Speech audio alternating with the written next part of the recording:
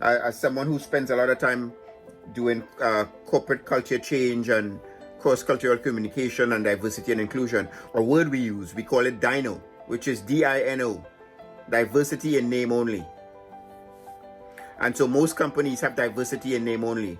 They want diversity, they want fresh ideas, they want outsider input, and then when they get it, they shut it down. Yeah, because they, I did a training in, actually it was 2002. In that training was the person who was the head of organizational development and training, and it was a 5-day training, and so we got to know each other from communicating. It was a small group, a group of about 20 people. So he came to me, he said, I want you to coach some of my junior executives because we can't seem to keep them.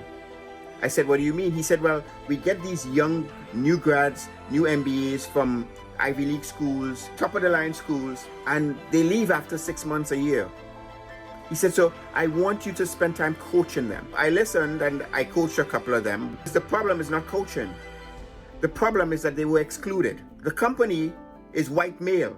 So the person who's speaking to me is now 55 years old, silver-haired white male. Are you embracing the different Black, Hispanic, people of color, men, women especially?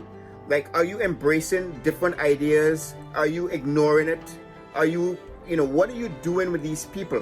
What microaggressions are they walking through every day to tolerate 1 day, 2 days, 1 week, 1 month, 2 months, 3 months? After 6 months, it just wears on you. It's like I went to school to be valued and no one here is valuing me. And so I have to move on. And so these companies are really trying to make an effort to become more diverse, but they don't recognize the importance of including different ideas. The 1970s and 80s looked a certain way. How many of those police departments became diverse? And then what happened is the diverse people end up acting just like the majority people who were doing the things that they wanted to change, right? Because I go into the police force and I do the same thing behaviorally. That's what happens in organizations. And so when you're part of that organization, if you are not included and your ideas are not celebrated, then you become part of the groupthink.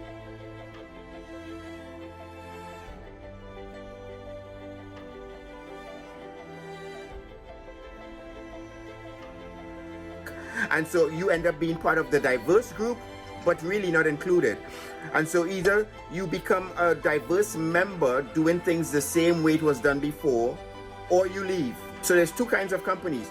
A company that is diversity in name only, which means they appear to be diverse, but they're not, or they don't even appear to be diverse. This is an ongoing thing that I'm going through now, and many companies are really trying to make change and to really be inclusive. Because when you are inclusive, you get valuable different ideas, more creativity, more innovation, and more likelihood of true change and improvement of teams. And once those teams change, then departments change, and when the department changes, then the organization changes.